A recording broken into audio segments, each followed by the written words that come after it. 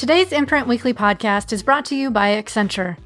Change is afoot in child welfare. Change that means agencies focus on results for children and keep far more of them safe at home with their own families. Accenture's child welfare team is leading the way in the effort to ensure technology does its part in that success story. Accenture offers cutting-edge case management tools that ensure agencies can see insights that drive decision-making and caseworkers have information they need at their fingertips. Together, these tools help agencies stay laser-focused, reinventing child welfare into a source of strength for families when they need it. For more information, visit www.accenture.com/childwelfare. Hello and welcome to the Imprint Weekly Podcast. I'm John Kelly, Senior Editor of the Imprint, a daily news site covering child welfare and youth justice around the country.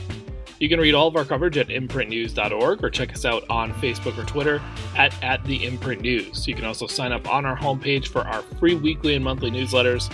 And for professionals in child welfare and youth justice, subscribe to our Youth Services Insider section for a closer look at news on business, policy, and practice.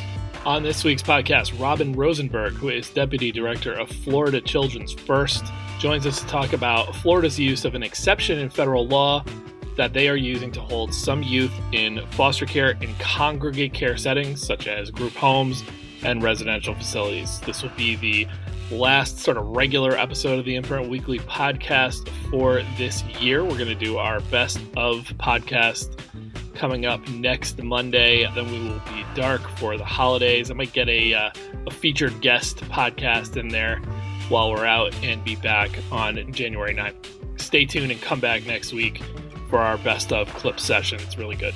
Before we get into some headlines for this week, let me do a quick plug again for a great Youth Voice contest going on right now that is put on by the nonprofit Strategies for Youth, which works around the country to improve the interactions between police and youth in America.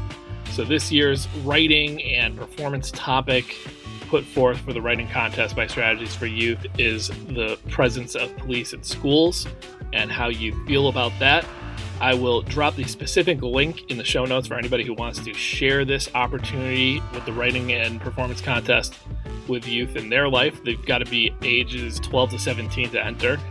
Strategies for Youth is giving out $250 for third place, $500 for second, and $750 for first. So like I said, I will drop a link for people that want to check that out. You can also just find it on the homepage at strategiesforyouth.org. All right, let's do some headlines for the week. In 2020, in an effort funded by Casey Family Programs, New York City's Administration for Children's Services commissioned a report that would come to be called Racial Equity, Participatory Action Research, and System Audit, Findings and Opportunities. It is the kind of report title that only a wonky agency person could like, and it seems those are the only people that were ever allowed to read it. The report was completed by a group called the National Innovation Service. It was an internal audit that combined a policy review with more than 100 interviews of people close to the system. And I don't see it broken out in the report that I've had a chance to look at yet. But according to the New York Times coverage, just under half of the people interviewed for the report were actually staff of ACS. So this report, as I alluded to, was never made public until recently, and only then became public because it was obtained via a Freedom of Information Act request by the nonprofit Bronx Defenders. And the headline-making finding within this report is the fact that in these interviews, staff of ACF, as reported by National Innovation Services, said they believed the agency's performance was marred by racial biases that specifically disadvantaged and targeted Black parents. I'm quoting from the report here. White parents are presumed to be innocent and are repeatedly given opportunities to fail and try again, while Black and brown parents are treated at every juncture as if they are not competent parents capable of providing acceptable care to their children. I will link to some coverage of this report along with the report itself in draft form, which all add to the mounting pressure that the city, state, or both in New York move on reforms of its child welfare policies. Another potential propeller of reform here is that the New York Advisory Committee to the U.S. Commission on Civil Rights is currently investigating whether child welfare authorities in the state violate Black families' constitutional rights. That has gotten underway with some opening sessions this winter. So this audit report's recommendations include the concept of establishing an equivalent of Miranda rights for parents at the beginning interaction they have with ACF. And here is, from the report itself, what is written. Parents and advocates said that if staff were required to tell all parents their legal rights at the beginning of their first interaction, more parents would feel agency in an investigation and therefore would be more likely to express their needs honestly and share information that could help explain their situation. I don't know about that as much as they would be hearing from a worker that they have the right not to let that person in or talk to them unless there was a court order already obtained and that was involved. This whole concept of Miranda-style rights was centered in the Civil Rights Commission that I just mentioned, their opening session by Joyce McMillan, who is the founder of JMAC for Families and who has been one of its most ardent champions, this Miranda concept, and has sharply criticized ACS for not getting behind and, in fact, pushing back on this idea in recent years. There was a city council proposal to consider this Miranda rights as a bill last year, and I believe that got shot down sort of towards the end of their legislative session. Now, in a recent NPR segment that featured separate interviews with McMillan and with ACS Commissioner Jess Danhauser, Danhauser intimated something I was not aware of, which is that the agency had apparently already started a pilot test of Miranda-like warnings. So I guess we will see what, if anything, that pilot test surfaces and if that changes ACS's view of getting behind this or not. Another recommendation in the report, which the authors acknowledge would require some state activity and really could not be taken on by the city itself, would be a significant rewrite of the codes around what constitutes neglect in terms of the ability of Child Protective Services to investigate and corroborate or identify, victimization, and also throws out the idea of considering limits or an outright ban on the use of foster care as a solution when neglect is confirmed. So that's a fairly spicy meatball. I think it would be a good thing to talk about on a state level, is how to actually delimit when foster care might come up in a child welfare proceeding. It's always sort of just been assumed to be on the table for any and all, so-called offenses that a parent has been confirmed of by a Child Protection Services agency. Back to that Civil Rights Commission for a second. I mentioned that McMillan spoke before it at its first session. The other person they heard from in that first session was Eric Brettschneider, who was a deputy commissioner at ACS for years and has served, over the course of 5 decades and pretty much all over the child welfare map for the agency, in academia, with nonprofits. I'm sure I'm missing some things. And in his address to the commission, he lent support to some fairly radical ideas for somebody that you pretty reasonably construe to be a part of the bureaucracy, let's put it that way. He proposed eliminating educational neglect entirely, which is an issue that came up quite a bit in New York City during the pandemic when many children, or for a long time, all children, were attending school virtually, and schools were reporting children who were not showing up for virtual classes on a regular basis to ACS for an investigation about educational neglect. And in what would be a much, much more substantial shift in policy on the state or city level, Brettschneider also supported the elimination of mandated reporting around the state entirely. I believe that would make, were it to happen, New York the only state in the country without any sort of mandated reporting. I don't think that is likely to happen within the span of one legislative session, but it'll be interesting to see if that gets play after one of the state's sort of longest serving child welfare experts has lent support to that on such a high level playing field. Researchers from the Ohio State University and University of Kansas have added yet another piece of evidence that financial benefits programs and other fiscal policies can have a significant impact on the scope and size of the child welfare system. We've discussed on the podcast before findings that the minimum wage and increases to it can drive down reports of maltreatment. More generous food stamp policies are connected to less reports and foster care usage. And while I'm not aware of a formal study on the nexus of these two yet, the advanced child tax credit during the 2020 and 2021 coincided with a period where there was a sizable decrease in entries into foster care, and less reports of abuse and neglect. Now, obviously, there were other factors involved. Of course, the social limitations that kept kids out of school significantly drove down reports for a while. But it's a 2-year period now that we had these child tax credits in place and saw, significant decreases in almost every state in entries into foster care.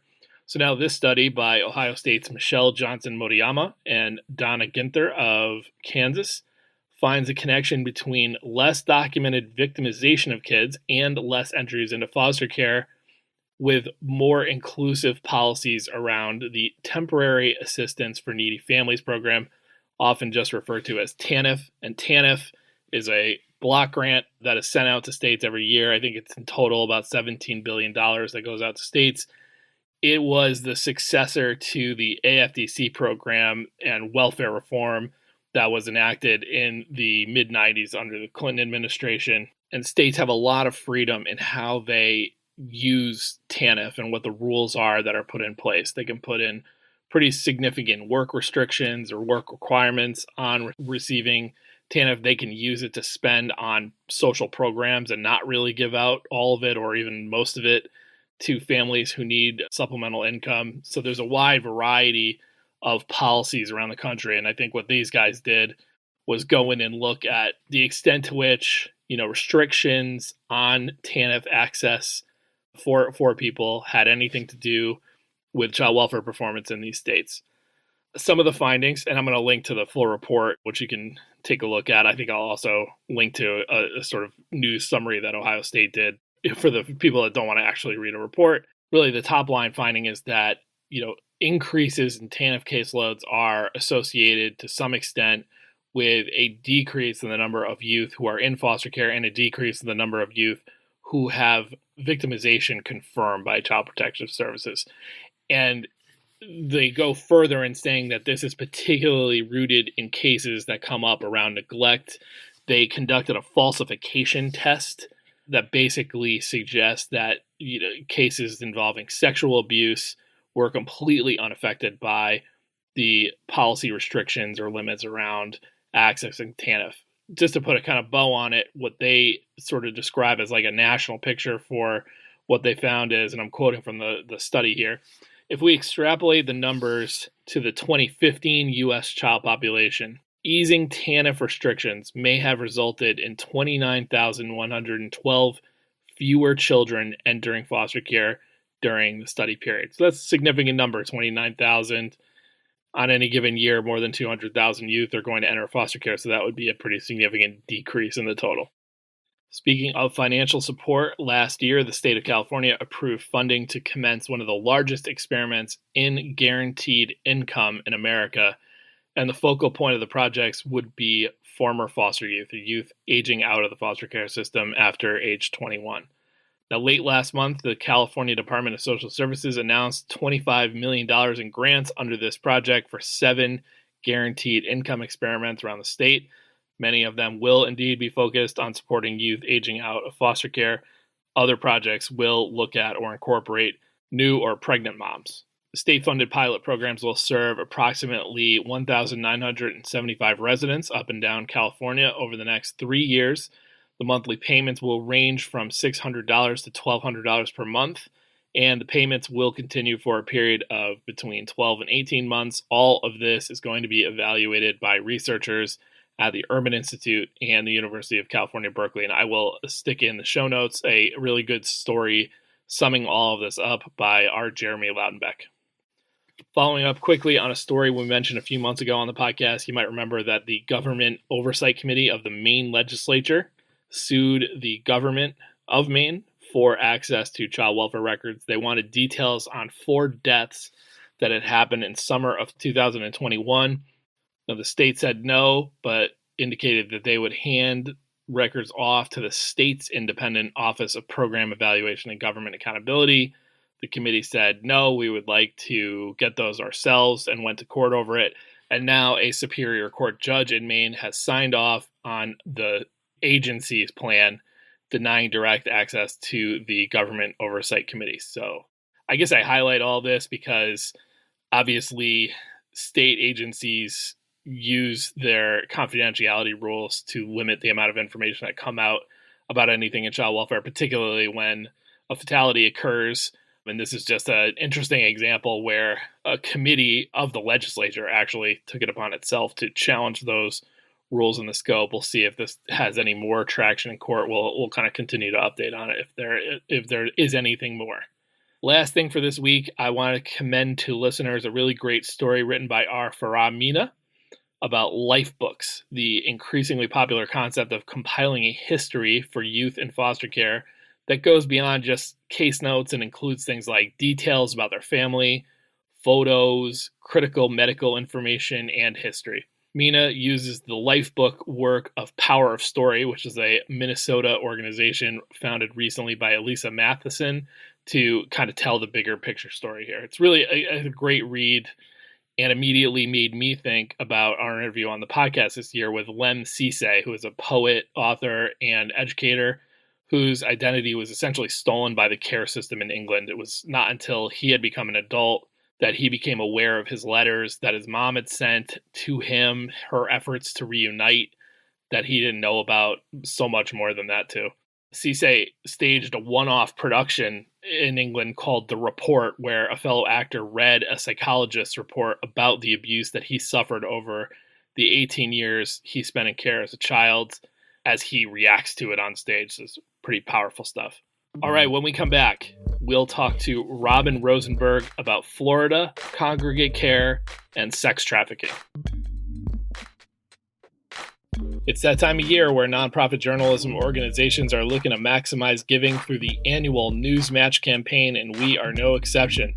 If you enjoy this podcast or the great work our reporters do at the Imprint and at Fostering Families Today, please consider making a donation. And if you do so this month or in December, during Newsmatch, your donation will get doubled.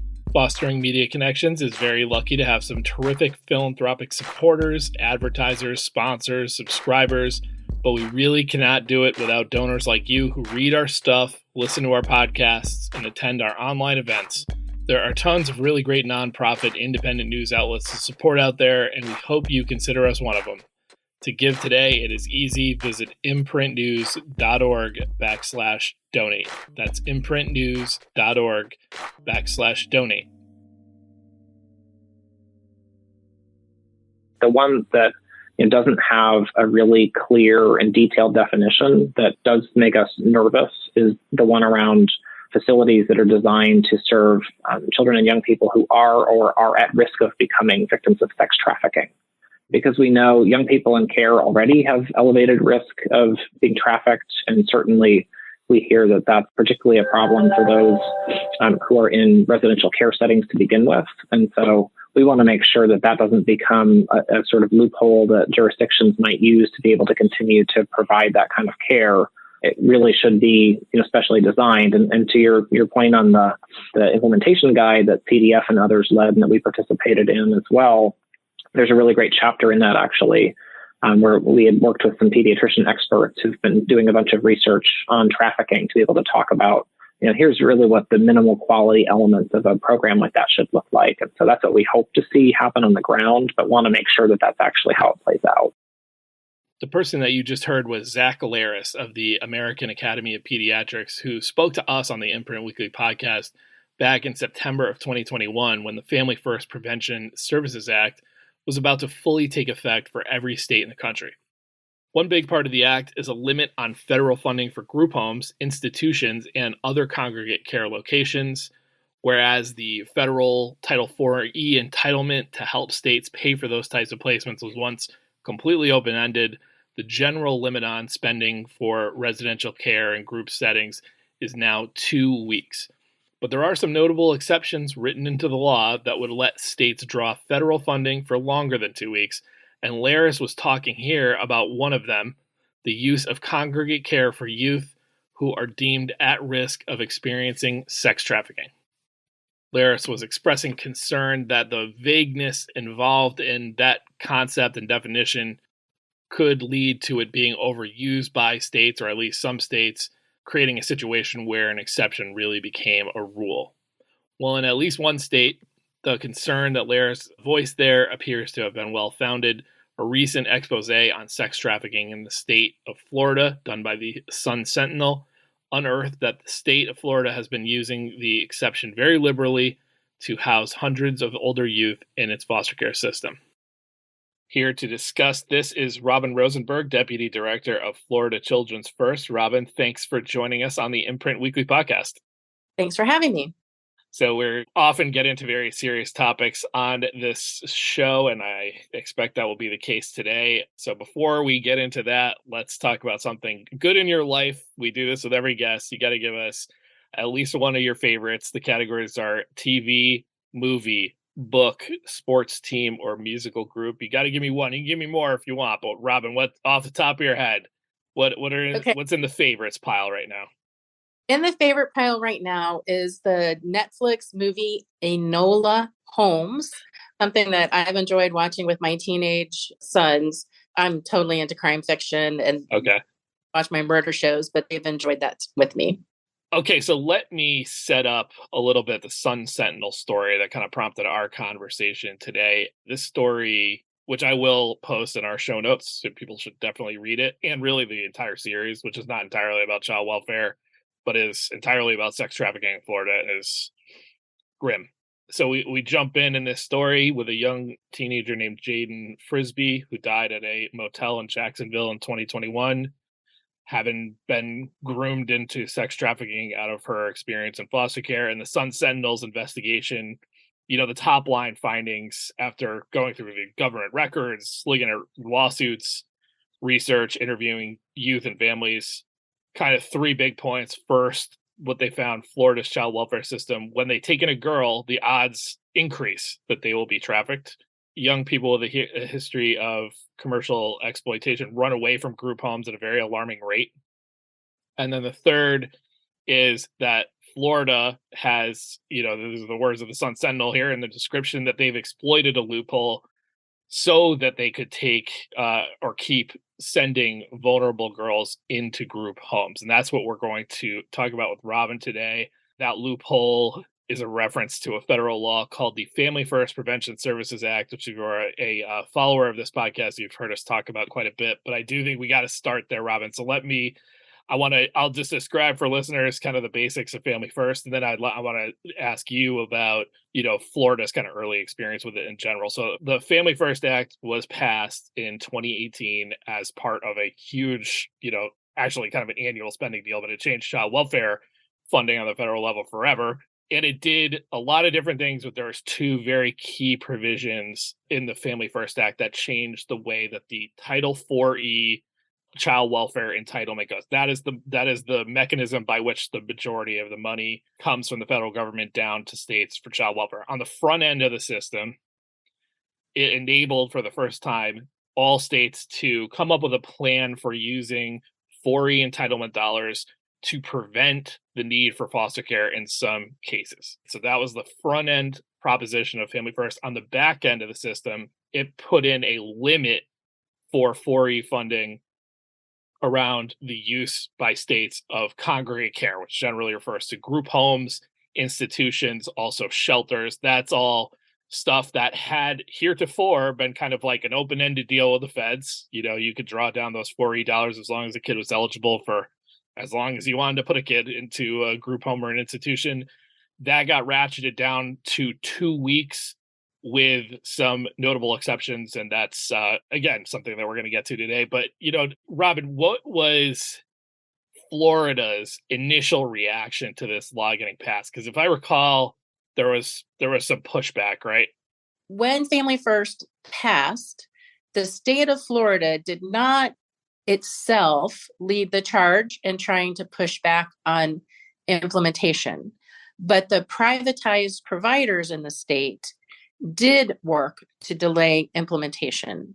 And, folks may know that Florida is one of only 2 states that has entirely privatized its child welfare system. So in each area of the state, there's something called a community-based care lead agency that's responsible for the provision of child welfare services. The trade association that those organizations belong to was pushing back on Family First. And while the Department of Children and Families might have been supportive in the background, it really got to work on how Florida could implement Family First. And the other thing folks need to know is that there was a perfect storm in Florida, because not only was Family First coming online, but in October of 2019, Florida lost its statewide 4E waiver. So Florida had flexibility before Family First, and it had basically a capitated funding source in its 4E waiver. When that was going away, Florida projected a budget deficit of $90 million. And so they really came up with a multifaceted approach to start to implement Family First and to recoup the losses that they were going to experience with the waiver going away.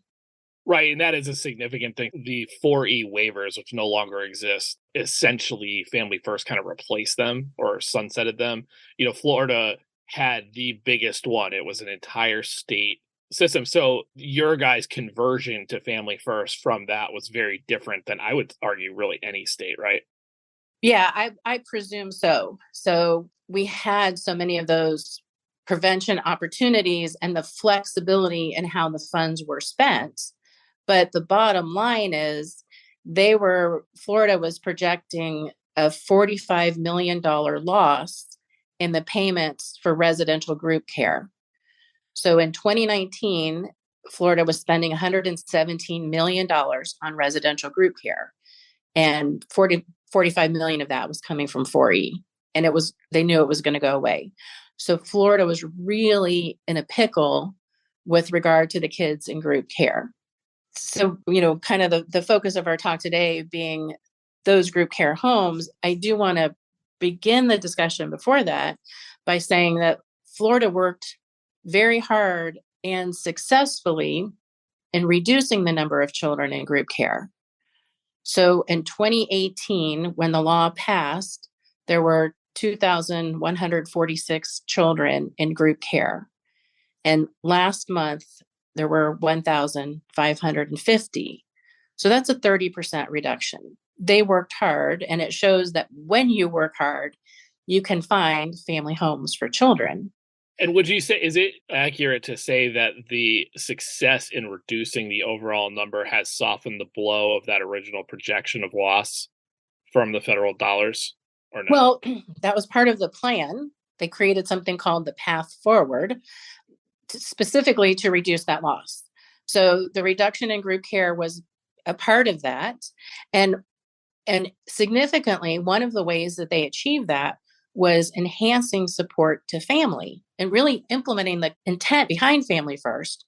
And so Florida, like so many other states, had long paid relative caregivers much less reimbursement for the care they were providing for children than they did for licensed foster parents. And Florida changed and adopted provisions in federal law to do child-specific licenses for relatives and non-relatives, to implement guardianship assistance if those cases closed to guardianship. And so they really promoted getting children into families and providing support for those families. And so a significant number of children and Florida always was pretty good with relative placement, but it's much better now. And this last legislative session, I'm just so proud of what the state has done, because essentially they created a parity so that relatives who have children placed with them can get the same funding as regular licensed foster parents. And that's huge. So you've described some pushback from the private provider community, the state kind of softly getting behind it. I'm just curious, like for your organization, Florida's Children First, like what your guys' general view of the Family First Act has been, or was when it passed. Very positive. We knew it was going to be hard on Florida to make the adjustment because of where we were at. But when you look at the country as a whole, we felt that it was really going to help other states get to the place where Florida was and being able to focus on prevention and keeping families together. So, we knew there would be some growing, pains, but overall that it was worth it. And that my organization as the parent to Florida Youth Shine, which is a statewide advocacy organization of current and former foster youth. And learning from them and listening to them, the priority of keeping families together, keeping children connected to their families, we just saw this as a very positive step forward. So that all said, there is a movement in Florida as this law passes on the federal level to get in line with it and avoid, very large fiscal consequences for it. And in November of 2020, so really like 2 years ago and a year before Family First really fully took effect, because it passed in 2018, but all the provisions kind of hit at states in, I believe, October of 2021. But in November of 2020, your organization and the Juvenile Law Center sent a letter to the federal office, the Administration for Children and Families, raising a concern about Florida's plans with Family First as they pertain to congregate care. Can you describe what those concerns were? Sure. It started back, I think we first learned in September of 2019 that the department's plan for its group homes was to create a new category of group homes for children who were at risk of sex trafficking. And they took the provision in Family First that gives an exception to pay for group homes for high quality residential care for children who were at risk of being victims of sex trafficking. Florida already had safe houses for kids who were victims of sex trafficking, but they took that carve out parenthetical clause at risk and said, oh, here's a path where we can have group homes for a very large population of kids in foster care, because we can say that they're at risk of sex trafficking. And it's almost circular reasoning, because if you put a kid in a group home, you've made them at risk of sex trafficking. So they looked at that loophole. They came up with a proposed definition of who was at risk. We questioned at the time, where was the research that would support any benefit for kids at risk of sex trafficking being in group care. There really wasn't any. They had research on sex trafficking, but really not on this at-risk issue. But they proceeded ahead with their definition because it really gave them an easy out. They could keep so many of their existing group homes by just converting them to those at risk of sex trafficking. They tried to expand qualified residential treatment programs, QRTPs, and that was a lot harder because of the federal requirements for those homes. But there are no requirements in Family First that specify who could be in an at-risk group home or what care they're supposed to receive, or whether they get any due process protections before they're placed in one of those. And so Florida proceeded ahead. We became very concerned that this would start a trend, not just in Florida, but that it could spread elsewhere. And so we asked the Children's Bureau, to give guidance to the state and to put a halt to it, because we really felt that it flips the whole purpose of Family First on its head. If the finding of the Congress was group homes generally are not beneficial to children, they have worse outcomes. And the only time we're going to put federal money in a group home is if there's a specific therapeutic treatment or service that can be provided in that to benefit children. You just perversely turns it on its head and allows the state to have group homes for any kid that it wants to have with no evidence-based treatment, no promising practice or anything. It just allows this creation of this ginormous loophole. And so we sent our letter, and I think it was less than a week before we got the response from the Children's Bureau, which said Congress didn't put details in that, and we are giving the states free rein and flexibility to do with what they shall. So we're not giving guidance. So just to recap this with some context, because when I set this up and described Family First, I said that, there's a limit.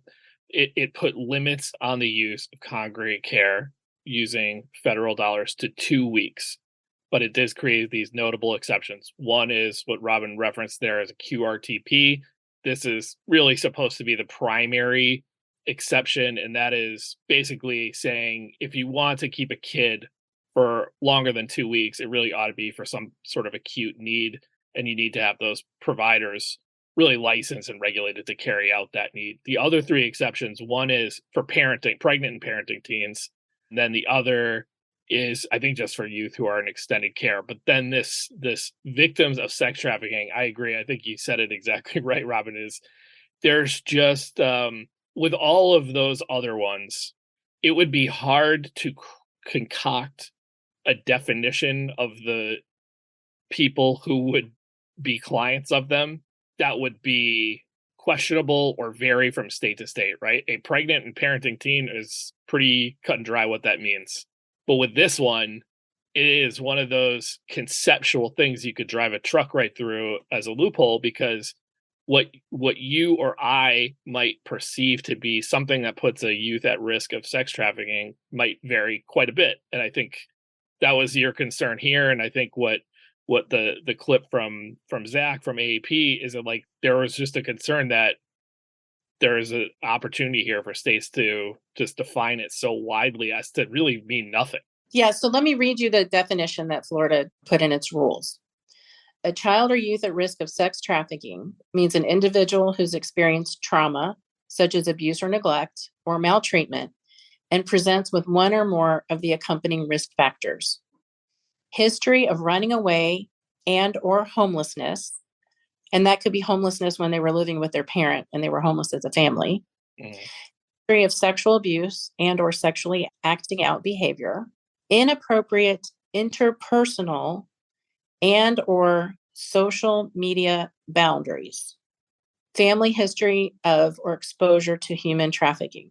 So you got running away and inappropriate social media boundaries are vast, broad. I mean, how many people, how your kids have done something inappropriate on Snapchat, and that's an inappropriate social media boundary? I mean, it's extraordinarily broad. We had our colleague at the University of Miami Children and Youth Law Clinic, Robert Latham, run data that he had from DCF. And even on the ones that you could measure, you can't measure from the data inappropriate boundaries. We were talking about over half the kids in care. A year before those houses went online, DCF said that there were 498 children who met the criteria for at risk of sex trafficking. Today, we have 1,550 kids in group homes. Some are in maternity homes, but most of those are kids that are in at-risk group homes. So all of our kids in Florida are supposed to be placed after a comprehensive placement assessment to determine what placement they should go in. And that assessment is not a validated tool. It has one line in it for the person filling it out, which is either the investigator or the caseworker. And the question 7 says, it asks them to describe and then list pretty much the terms and the definition. So if they can come up with anything that fits in that definition that they could write down in their assessment, then that's it. That's sufficient to say they meet the criteria for placement in an at-risk group home. The tool's never been validated. There's no quality assurance to make sure that kids, really meet the definition. And I know from talking to my colleagues who represent children across the state that at-risk group homes are used the same way group homes were used a year ago, which is if we can't find anywhere else to put a kid, that's where we put them. Yeah, so and I think you just nailed it. That is the smoking gun, if you will, is that there does not appear to be any demonstrated specialty or way that youth are served in these group homes that pertains to their risk of sex trafficking. They are just in group homes like they were 2 years ago. They put in a requirement of a curriculum, a prevention curriculum, which I think could be delivered in less than a day. I don't know that there's any evidence-based curriculum. And, not good enough. And there's no tracking. We have no idea the outcomes.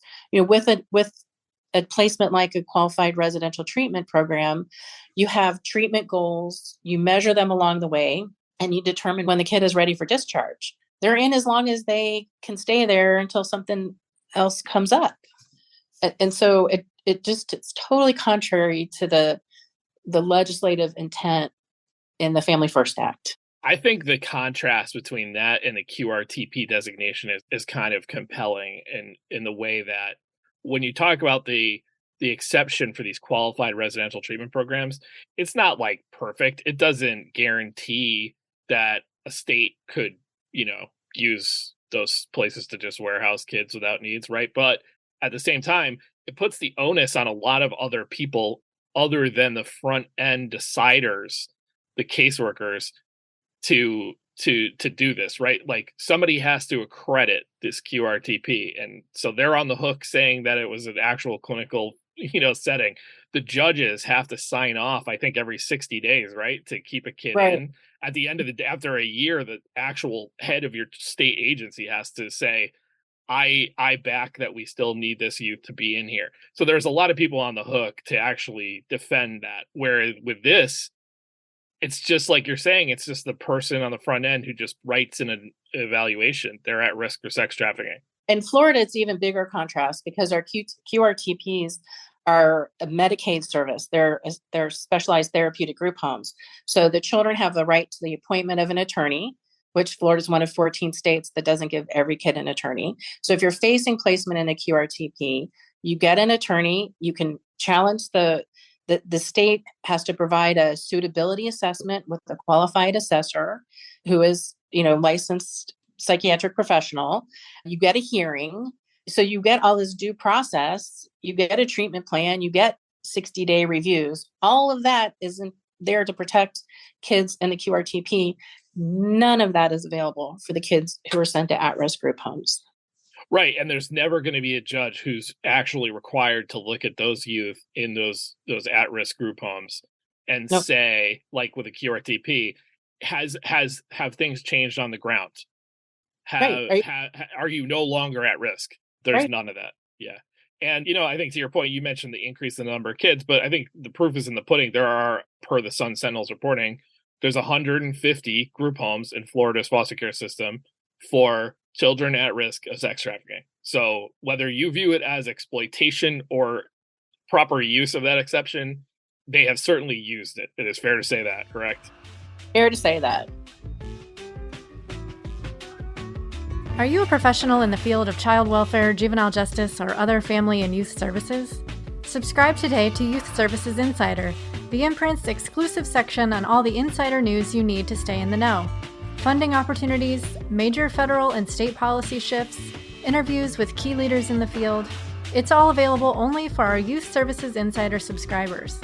Sign up for a monthly or yearly subscription today by visiting imprintnews.org/subscribe. Our podcast listeners get 10% off their subscription by entering the promo code podcast10. That's imprintnews.org/subscribe and get 10% off your subscription by entering the promo code podcast10 today. And I think you mentioned this, but were you saying that you got a very quick response from the feds when you inquired about this to simply say, sorry, but we're giving states broad, leeway here? It took less than a week to get the response letter from Assistant Commissioner Milner. Mm-hmm. Wow. Florida had to go through its rulemaking process for group homes. And we have the rule comments that were submitted by Florida Youth Shine, along with Florida's Children First. And they answered several of our questions, like, is there any evidence base, for these homes? And the answer was no.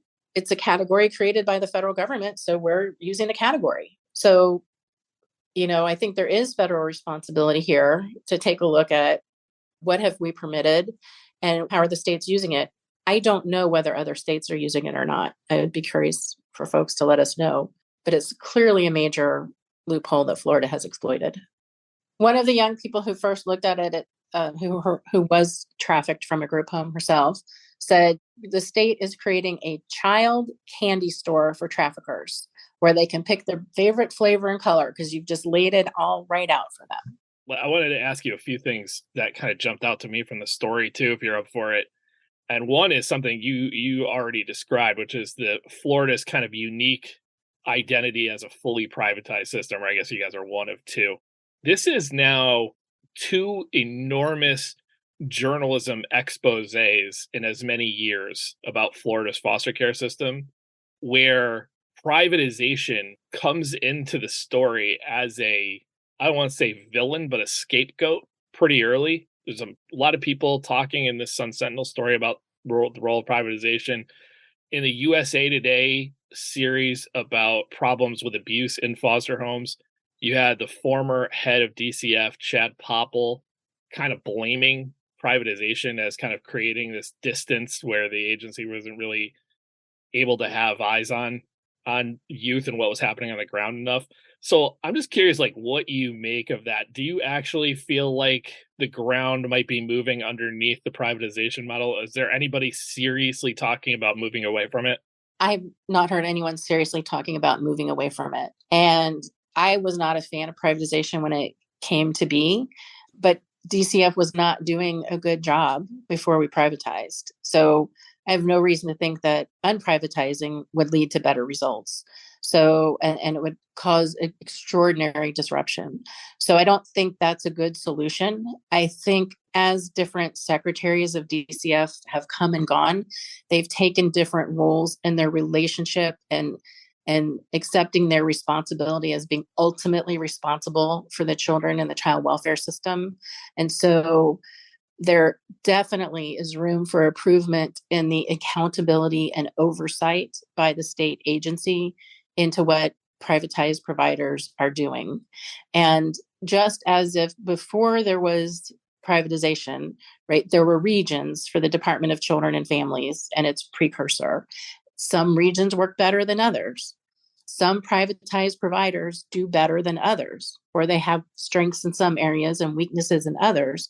And so much of that is managerial, I think.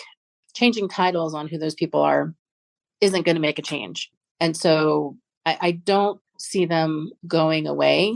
There are a lot of people who are not fans of privatization, are very critical and want more state oversight. And again, agency heads have varied in the strength of their will and trying to do that. One line that in the Sun Sentinel story that kind of jumped out to me, and it's not, putting anybody's mouth, it's sort of them explaining the situation on the ground. Just curious for your thoughts on it. I'm just going to read it. Because there aren't enough friends, relatives, or foster home families who can care for teenagers, many of them are placed in institutional group home staff by employees, and then those group homes are sometimes placed in unsafe neighborhoods where real estate is cheaper and where traffickers are right outside. So no dispute on that back end of that. But do you buy that premise that there aren't enough friends, relatives, in foster homes? Do we know that for sure, or could there be better efforts to find them? Yeah, I think that was an unfortunate choice of language by the authors of the story and trying to do it shorthand for the public, because there's not a lack of people. There is an insufficient effort to find people who are connected to and care for children. And so I think that was their way of trying to explain why kids get dumped into group homes, because people haven't done the work. Like I said, they reduced group care by 30%, and I saw it on the ground when a big group home campus was closing down, and they put these intensive efforts into figuring out where they were going to send the 60 kids on that campus. And like 50 of them went to families, right? Friends or families. When that intensive work is done, there are lots of people who love children. So it's not because there aren't enough people. It's because the system has not worked hard enough to find the right people for each of those children.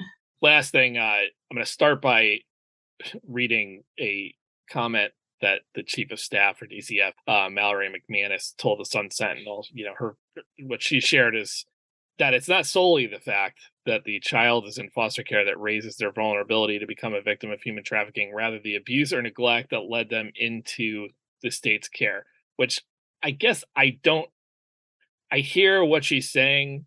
It certainly comes off in this story as sort of excusing it a little to me. But I also just feel like there's another problem, it seems to me, that she probably wouldn't be so excited to acknowledge, and that this is really two problems masquerading as one. There's a bigger problem of what does the child welfare system need to do to prevent the kind of mind state and vulnerability, particularly in girls, where they are pulled into this life or attracted to it? And then the smaller, but I think maybe more insidious, is what the heck works as a strategy or a setting to get girls out of that life once it's already happened. Like, those are not the same thing. And you know, I mean, in deference here to DCF, they have the unsavory task of trying to have to figure that out, right? Yeah, but I think that at least as to the first part, it's really not rocket science. Right. Need to be with people who care about them and who make sure that their needs are taken care of. So you can start with something as simple as looking at what allowances for kids in foster care in Florida. And I think it's currently a minimum of $15 a month. And if you don't get allowance and you can't work, how do you have your basic needs met? So what do you turn to? You know, we create that need for not giving proper care. And then we put them in places where people don't care enough to go looking for them. And so the system of care has a lot to do with how we treat kids once we bring them in. That could be that prevention that's really needed to keep them from entering into sex trafficking. A lot more could be done by putting kids in homes with families that care about them. Yes, I think that's exactly right for the bigger problem. It's the smaller one of what do you do as a system to help girls who have already gotten themselves into this world. You know, do you feel strongly about any model or strategy or setting you've seen? It just seems like this is something where we really lack a lot of knowledge about anything that would work. Yeah, I don't have any suggestions or recommendations. Yeah. It did pop out from the story that, you know, they identified 18 family foster homes that are approved to care for trafficking victims. So if the solution was, well, maybe we should try to, you know, have more of these victims be in these homes, I guess we got some work to do in Florida, and I'm sure everywhere else, to raise the number of licensed homes, because that's 18 out of 8,800, according to the last numbers from the states that we got. Well, and it's a model that they started down, I believe in Miami-Dade, with the privatized provider down there, and, you know, has not been expanded across the state. So I believe that model has been successful and should be replicated. But I mean, it's, you know, between that and, quite frankly, we need a lot more therapeutic foster parents, because that's so many of the kids that are in group care really could benefit from that level of residential home care in a family with people who have the skills to be as therapeutic foster parents. There's a big dearth of placement array of what's needed for kids. Robin Rosenberg, Deputy Director of Florida's Children First, thanks for jumping on and helping us break all this down on the Imprint Weekly podcast. Thanks for having me. Thanks to Robin Rosenberg of Florida's Children First for joining us today. The Imprint Weekly podcast is a production of Fostering Media Connections, a California-based nonprofit that publishes the Imprint, Fostering Families Today, and operates the Youth Voices Rising program. This podcast is produced and mixed by Christine Anjoko, with music by Luke Giroux and Cyrus Elia. If you enjoyed this episode, we would love it if you'd consider subscribing or giving us a 5-star rating on Apple, Spotify, or wherever you download your podcasts. And we would greatly appreciate if you would consider supporting our work here on the podcast and in print. Small donations from our listeners and readers go a long way towards helping us grow and cover more great stories in child welfare and youth justice. To support us, it is super easy. Just visit imprintnews.org/donate. You can follow the Imprint on Twitter and Facebook by searching the handle @theimprintnews, and visit us on the web at imprintnews.org. And you can always reach us over email at tips@imprintnews.org. I'm John Kelly, and we'll see you next week.